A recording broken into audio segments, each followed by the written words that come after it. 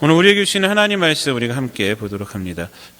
히브리서 11장 13절부터 16절까지 말씀입니다. 이 사람들은 다 믿음을 따라 죽었으며 약속을 받지 못하였으되 그것들을 멀리서 보고 환영하며 또 땅에서는 외국인과 나그네임을 증언하였으니 그들이 이같이 말하는 것은 자기들이 본향 찾는 자임을 나타냄이라. 그들이 나온 바 본향을 생각하였더라면 돌아갈 기회가 있었으려니와 그들이 이제는 더 나은 본향을 사모하니 곧 하늘에 있는 것이라.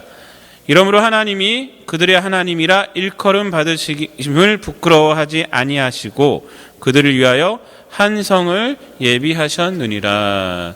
아멘. 이 말씀을 가지고 더 나은 본향이라는 제목으로 함께 은혜를 나누도록 하겠습니다. 이번 한 주간에는 우리 민속의 명절 한가위가 있었습니다. 어떻게 한가위는 잘 보내셨습니까? 여기서는 명절 느낌이 별로 안 나죠. 거의 안 납니다. 그래도 사람들하고 한국 가도 이렇게 전화도 하고 아마 우리 어르신들은 자녀들한테 이렇게 전화를 받으셨을 줄로 생각이 됩니다. 저는 이제 한국에 전화하고 우리 집사람이 또 한국에 있기 때문에 또 한국에 또 전화하고 이렇게 안부를 묻고 했는데 그랬습니다. 고향을 생각하는 동물 하면은 아마 여러분들 다 아실 거예요. 연어가 대표적으로 떠오를 것입니다. 연어. 우리는 연어의 그 회귀 본능에 대해서 우리는 잘 알고 있습니다. 특별히 여기 캐나다에 있으니까 지금은 또 연어 지금 낚시철 아닙니까? 그래서 사람들이 연어 낚시를 많이 하러 다니는데 이 연어는요 원래 민물에서 태어납니다. 그렇잖아요? 민물에서 태어나서 자라요. 그럼 어느 정도 자란 다음에 이제 바다로 갑니다. 바다로 가서 짜릿짠 그 물을 먹고 그 덩치가 커진 다음에 한 3, 4년 그렇게 살다가 산란기가 되면 반드시 자기가 태어난 곳으로 반드시 오는 게 바로 이 연어입니다. 연어. 원래 이 나이아가라 폭포에는요 연어가 살질 않았대요. 연어가 거기는 워낙 폭포가 워낙 물줄기가 세니까 그랬는지 어땠는지 살질 않아요. 근데 지금은 살고 있다 그래요. 한 직구준 어류학자가 자기 고향으로 가는 그 연어를 잡아다가 그 나이아가라 폭포 그 상류에다가 알을 낳게 했다 그래요. 거기서 이제 알을 낳고 치어가 생겼잖아요. 치어가 다시 어느 정도 자라다가 바다로 갔는데 이 어류학자는 나이아가라 폭포가 워낙 세니까 폭포가 워낙 세지 않습니까? 전 가보진 못했지만 전 세계에서 지금 두 번째로 큰 폭포 아닙니까? 이과수 폭포 다음으로 거기를 어떻게 올라갈까? 얘네들이 아마 못 올 것이다 라고 생각을 했는데 아니야 다를까 3, 4년 뒤에 연어들이 올라오기 시작하는 거예요. 그리고 그 나이아가라 폭포를 뚫고 그 상류에 올라가서 그 연어가 자기 알을 낳는 거예요. 지금 그래서 그 나이아가라 폭포에도 연어가 있다고 그래요.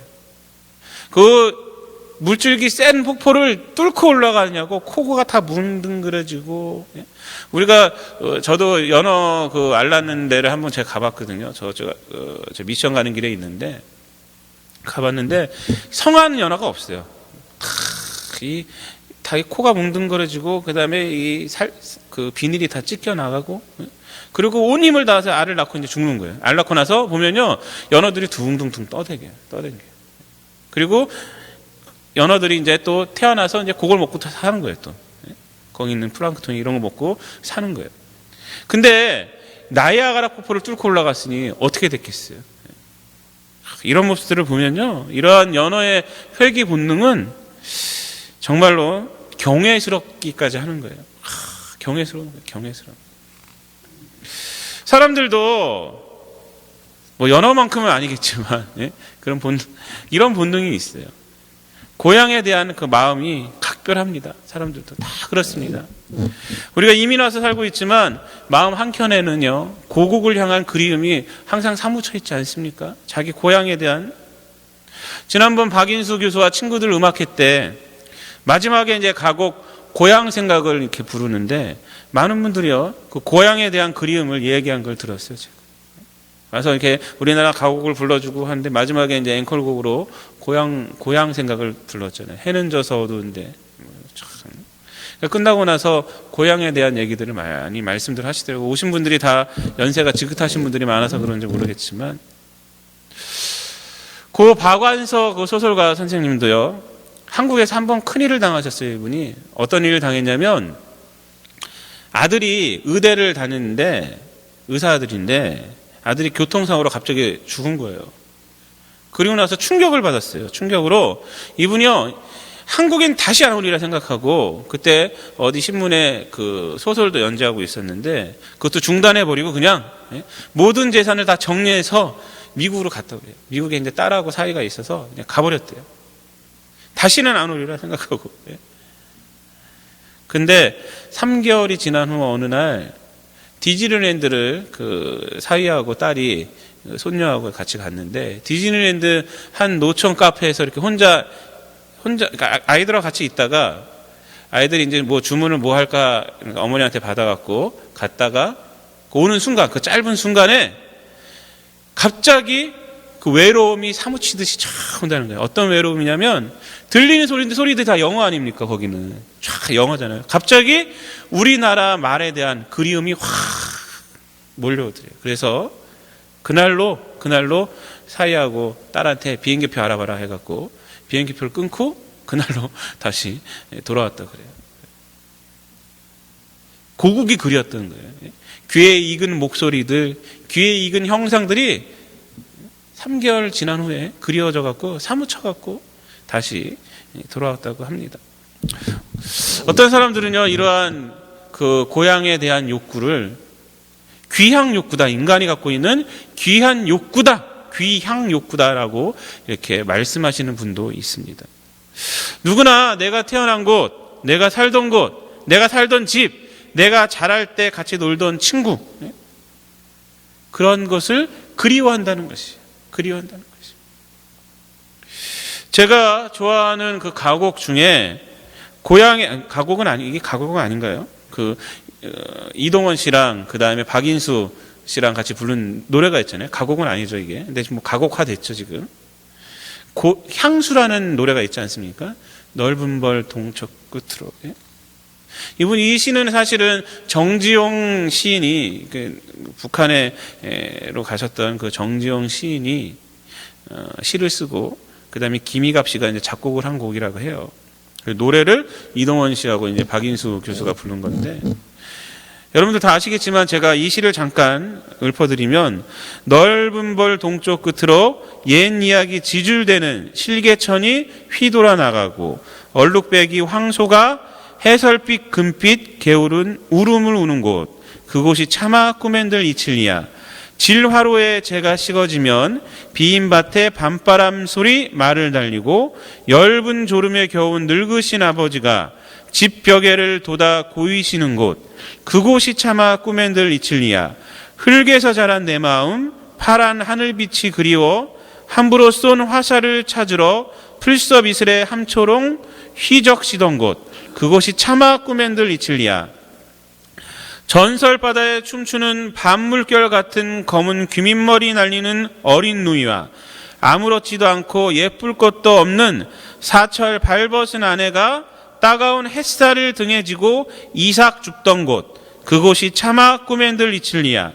하늘에는 성금별, 알 수도 없는 모래성으로 발을 옮기고 서리 까마귀 우지짓고 지나가는 초라한 지붕, 흐릿한 불빛에 돌아앉아 도란도란 거리는 곳, 그곳이 차마 꿈엔들 이칠리야. 이 시입니다. 계속 마지막에 반복되는 것이 뭐냐면, 그곳이 차마 꿈엔들 이칠리야. 그곳이 차마 꿈엔들 이칠리야. 참으로 인상 깊지 않습니까? 지금 저희들은 세대는 사실 이것이 잘 그려지지는 않습니다.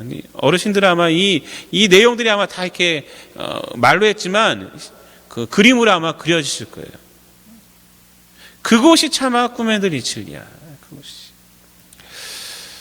오늘 우리가 읽은 성경 말씀 본문을 보면요, 본향이라는 단어가 많이 등장하고 있습니다. 14절에서도 보면은 본향, 또 15절에서도 본향, 또 16절에서도 본향 이러고 있어요. 본향. 여기서 말하는 본향의 그 헬라어 원어는 파트리다라는 언어인데, 그 뜻은 뭐냐면 선조의 땅, 또 고향이라는 그런 단어입니다. 선조의 땅, 고향.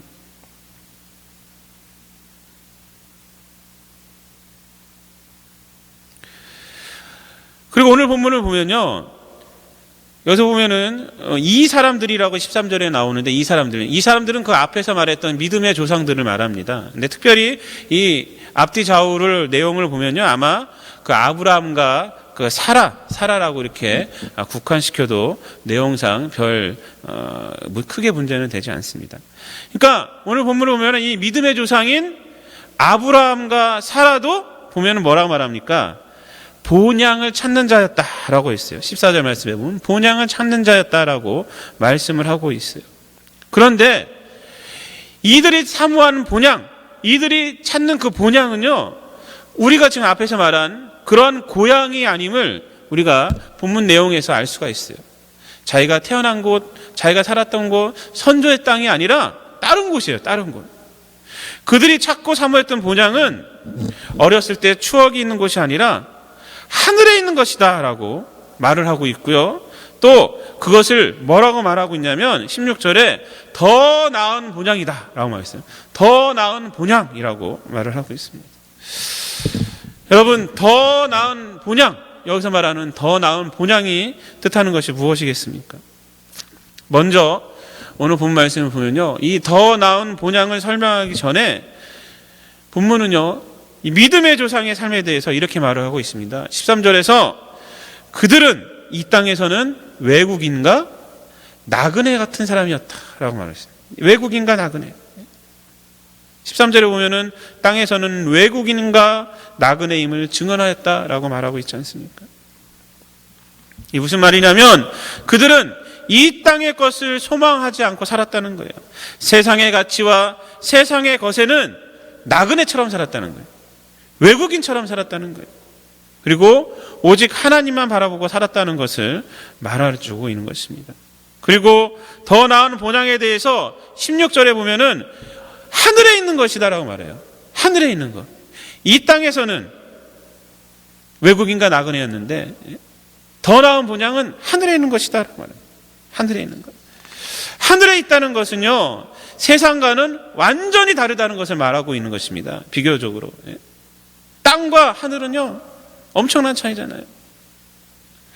즉, 더 나은 본향은, 이들이 사모했던 더 나은 본향은 인간이 이 땅에서 맛보았던 또는 맛보지 못했던 물질적 쾌락이나 물질이 주는 어떤 편안함이나 그런 것들을 느끼게 하는 곳이 아니란 말이에요. 그런 것들은 아니란 말이에요. 하늘에 있는 것이, 하늘에. 땅에 있는 것이 아니란 말이에요. 더 나은 본향이란 한마디로 뭐냐면 하나님의 약속이 성취된 곳이고 하나님이 다스리는 곳이라는 것입니다. 믿음의 조상들은 지금 이 땅에서 그곳을 그리워하며 또 궁극적으로 가야 할 땅이 바로 그 본향임을 생각하며 살았다는 거예요.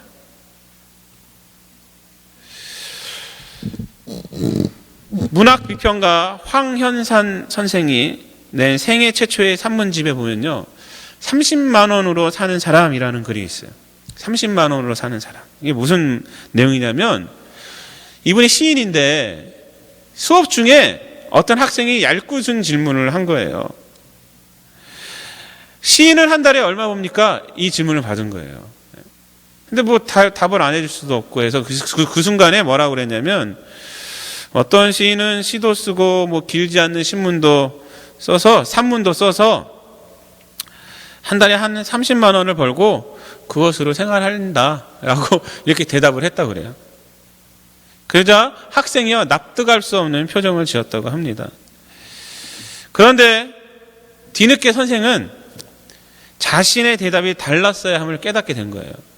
이것이 바로 30만 원으로 사는 사람이에요. 무슨 말을 하냐면 그 시인이 시인이기 때문에 30만 원을 버는 것이 아니라 시인이기 때문에 30만 원으로 당당하게 살 수 있는 것이다 라고 대답을 해줬어야 되는데 그 대답을 못했다는 거예요.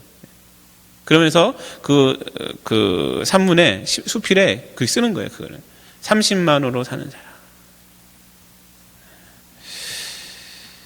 시인이기 때문에 30만 원을 버는 것이 아니라 시인이기 때문에 30만 원으로 살아간다는 거예요. 당당하게 살아갈 수 있다는 거예요. 제가 존경하는 김기성 목사님은요, 이분의 이야기를 하면서 이렇게 말을 합니다. 모든 시인이 다 그렇다고 말을 할 수는 없을 것입니다. 하지만 그 시인이 가난하지만 구차하지 않을 수 있던 것은 비루함을 넘어선 다른 세계를 보면서 살았기 때문입니다. 라고 말을 해줘요. 그렇게 해석을 하는 거예요.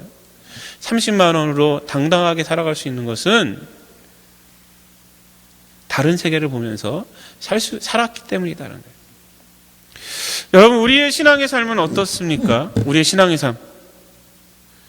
남들은 보지 못하는 예수 안에서의 그 세상을 보며 살아가고 있습니까? 더 나은 본향, 그것이 더 나은 본향이다 라고 생각하며 살아가고 있냐 말입니다. 저는 성지순례를 한 번도 안 가봐서 잘 모릅니다. 얘기를 많이 듣고 책을 보죠. 근데 어떤 목사님이요, 성지순례를 가서 아주 감동적이게 봤던 것이 뭐냐면, 갑바도기아라는 그 도시의 대린구유라는 지하 동굴이었다 그래요. 이 대린구유라는 이 지하 동굴은요, 1963년도에 발굴이 됐는데 규모가 엄청나게 크다 그래요. 지하 60m까지 파내려가고, 그 지하 동굴은요, 길이 여러 가지로 막 얽혀 있어갖고, 자기들을 잡으러 들어온 사람이 길을 잃어버리게 될 정도로, 그렇게 지하 동굴을 파뜨려, 지하 60m까지. 그리고 거기는 얼마나 컸냐면 2만에서 3만 명이 거주할 수 있을 정도예요. 엄청난 크게. 누가 여기서 이렇게 이런 것을 만들어 놨냐면 기독교인들이에요. 기독교인들이 당시 박해를 피해서 예배를 드리기 위해서. 근데 이분이 하는 말이, 목사님이 하는 말이, 성지순례 때 거기 들어갔는데 30분 정도 있으니까 쾌쾌한 냄새가 나고 해서 있을 수가 없다는 거예요. 몇 명 들어가지도 않았는데 사실은. 근데 거기에 수많은 사람들이 거기 숨어 있었을 거 아니에요. 거기 살았을 거 아니에요. 나오지 않고. 그러면 그들이 이산화탄소를 내뱉잖아요. 얼마나 그 공기가 안 좋았을까요? 그럼에도 불구하고 당시에 사람들이 거기서 숨어서 산 거예요. 밖에서 나가면 돼요. 나가서 뭐 하면 됩니까? 나 예수 안 믿는다 생각하면 말하면 되는 거예요.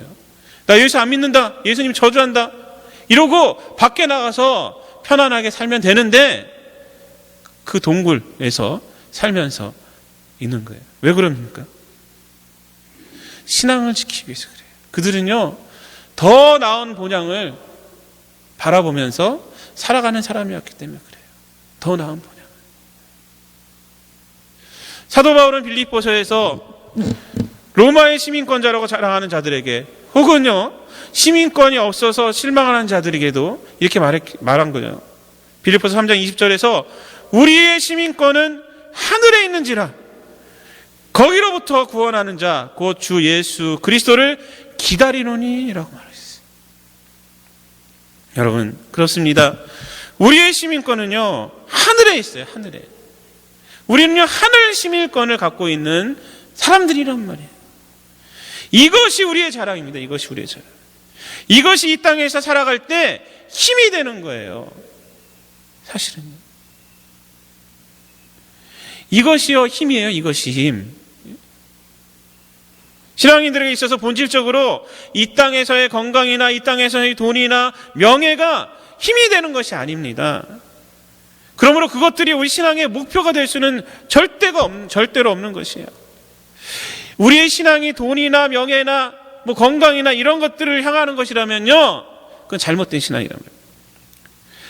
이것들을 향해서는 외국인이요 나그네 같은 삶을 살아야 한다는 것이에요. 오늘 본 말씀이 말하는 것이요. 우리들은 더 나은 본향을 사모하는 자들이어야 합니다. 더 나은 본향.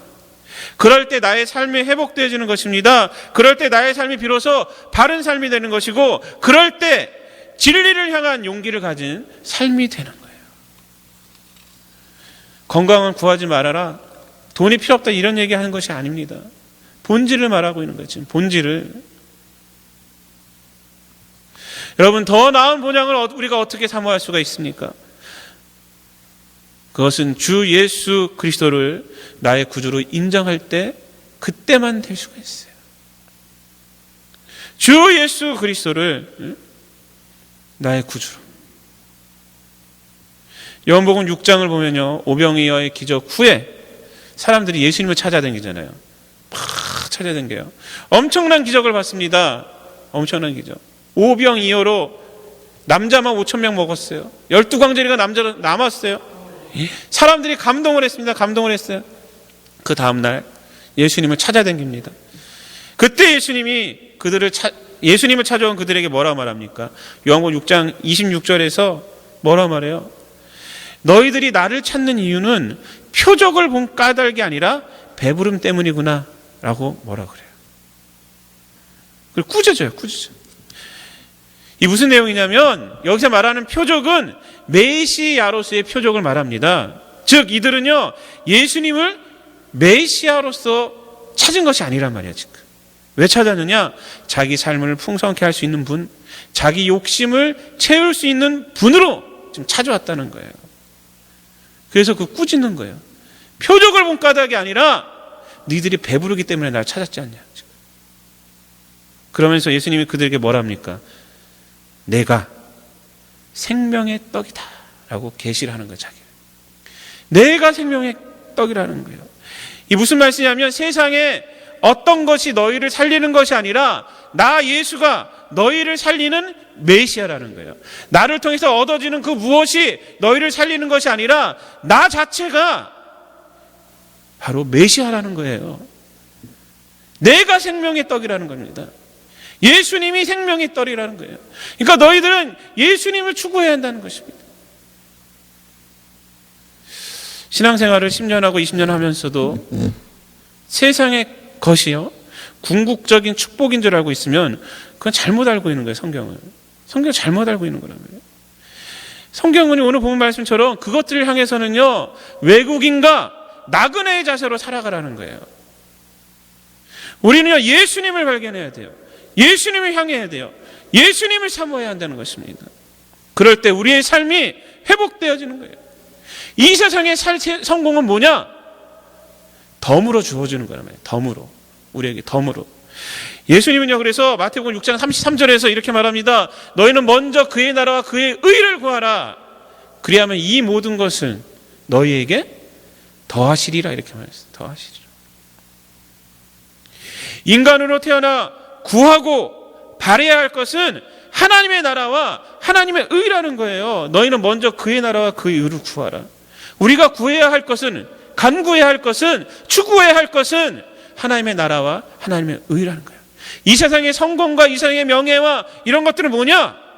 하나님이 너에게 더하여 주시는 거라는 거예요. 덤으로 주시는 거예요. 덤으로. 그런데 우리들이 맨날 구하는 것이 무엇입니까? 여러분, 하나님의 나라와 하나님의 의를 구하고 있습니까? 아니면 세상의 것입니까? 돈이 우리가 살아가는데 필요 없다는 것도 아니고, 옷이 필요 없다는 것도 아니고, 먹을 것이 필요 없다는 것도 아닙니다. 금욕적이 되어야 한다는 말씀을 드리는 것이 아닙니다. 신앙의 본질을 말하고 있는 거예요. 그런 것이 신앙의 본질이 되면 안 된다는 것이에요. 그걸 추구하는 것이 삶의 목표가 되어지면 안 된다는 것입니다. 세상에 대해서는 나그네처럼, 외국인처럼, 그리고 더 나은 본향을 바라보며 하나님이 예비하신 것을 바라보며 살아가야 한다는 것이에요. 그것이 신앙의 본질이라는 것이에요. 사도 바울은요, 자랑하려면 주 안에서 자랑하라 이렇게 말하고 있어요. 주 안에서 자랑하라. 이 무슨 말이냐면 이 땅에서 돈 많이 벌고 성공한 것이 자랑이 아니란 거예요.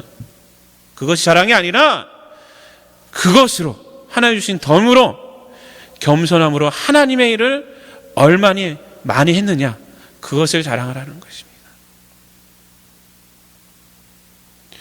근데 많은 사람들이요, 어디서 그치냐면 내가 기도했더니 축복해 줬어. 우리 아이가 또 됐어. 어떻게 됐어? 그것이 단지 알아요. 그거는요, 아니에요.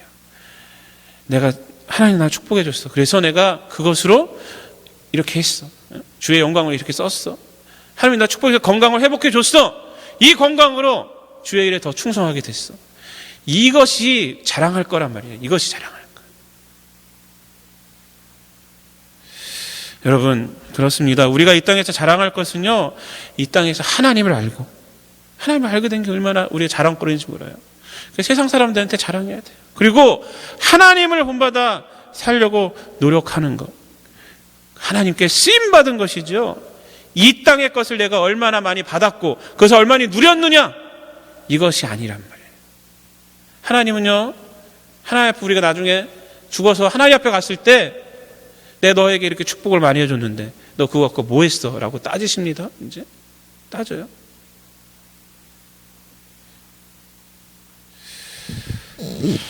결론적으로 말씀을 드리겠습니다. 세상에서요,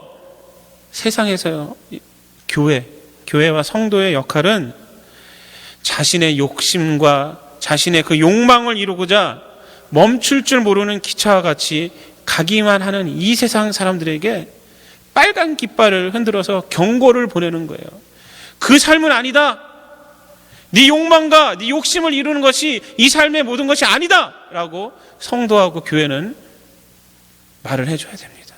그러나 오늘날 기독교가, 오늘날 우리 성도들이 그렇게 하고 있는지, 아니면 오히려 그 욕망이라는 기차에 자신의 몸을 던져가지고 그것을 하나님의 축복인 양 포장해서 살아가고 있지는 않는지 우리가 스스로 물음을 던져야 합니다.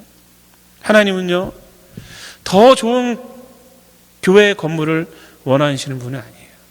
하나님은요, 헌금 많이 내는 성도를 원하시지 않아요. 예수님은 과부의 2렙돈을 가장 크게 낸, 오늘 헌금 낸 사람 중에서 가장 많이 낸 자다라고 말하셨던 분이에요. 하나님이 원하시는 교회와 성도는 이 땅의 가치에 대해서는 외국인처럼, 나그네처럼 살고 이 땅에서 더 나은 본향을 향하여 가는 교회 성도란 말이에요. 하나님이 임재하신 저 광야의 성막, 모세 시대에 하나님이 임재하신 광야의 성막이 저 화려한 솔로몬의 성전보다 더 좋은 것이 아닙니다. 똑같은 거예요. 똑같은 거. 하나님은 솔로몬에게 열왕기상 9장 6절 이하에서 성전을 봉헌하고 나서 솔로몬에게 이렇게 말합니다. 너희가 나를 따르지 아니하면 내가 거룩하게 한 이 성전일지라도 내 앞에서 던져버릴 것이다. 이 성전이 아무리 높을지라도 지나가는 자들이 비웃을 것이다 라고 말을 해요. 화려하게 지었잖아요. 그렇지만 하나님은 너희가 나를 따르지 아니하면 이 성전 다 버려버리실 것이다. 반면 사도 바울은 에베소서 3장 13절에서 뭐라고 말합니까? 우리가 봤잖아요. 자신이 감옥에 갇힌 것에 대해 실망하는 자들에게 복음의 위대함을 쫙 설명하면서 뭐라고 말합니까? 내가 복음을 전하다 이렇게 된 것을 자랑스럽게 여겨라, 이렇게 말해요. 그렇게 말하잖아요. 나 복음을 전하다가 이렇게 된 사람이야, 이렇게 말하고 있는 거예요. 이 복음을 전하다 나 이렇게 된 사람이야, 왜 실망하고 있어? 자랑스럽게 여겨 라고 말하는 거예요.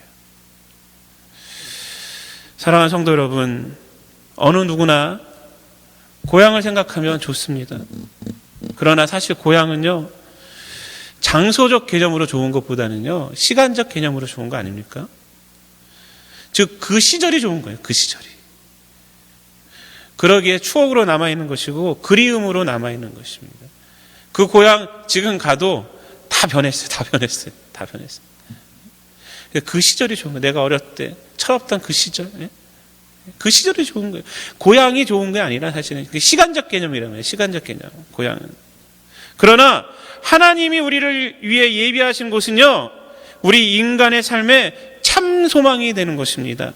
우리 인간의 삶에 참 힘이 되는 것이고 우리 인간의 삶에 그래서 이정표가 되는 것입니다. 그래서 오늘 본문 말씀은 육체의 본향과 비교해서 더 나은 본향이라고 우리에게 말을 해주고 있는 것입니다. 이번 주는 추석이 있는 주간이었습니다. 여러분들 다 고국을 생각하며 또한 고향을 생각하며 더 감상에 젖어 있었으리라 제가 생각이 됩니다. 또 어떤 분은 명절 느낌을 받을 수 없는 이국의 바쁜 삶으로 인해 별 느낌이 없는 삶을 지낼 수도 있었지만, 또 어떤 분은요, 고향에 갈 수 없는, 고국에 갈 수 없는 자신의 처지를 비관하시는 분도 있었으리라 생각이 합니다. 그러나 가지 못하는 자신의 처지에 비관하지 마시고 앞으로는요, 오늘 본문 말씀처럼 본문의 믿음의 조상들처럼 더 나은 본향, 하늘에 있는 더 나은 본향, 우리를 위해 준비하신 큰 성, 하나님 주신 큰 성, 더 나은 본향을 사모하는 참 소망을 가진 성도님들이 되시기를 바랍니다. 아무쪼록 이 세상을 향해서는 믿음의 조상들처럼 외국인과 나그네와 같은 삶을 사시고 하나님이 우리를 예비하신 더 나은 본향을 소망하며 살아가시는 우리 모든 성도님들 되시기를 우리 주님 예수 그리스도의 이름으로 축복을 드립니다.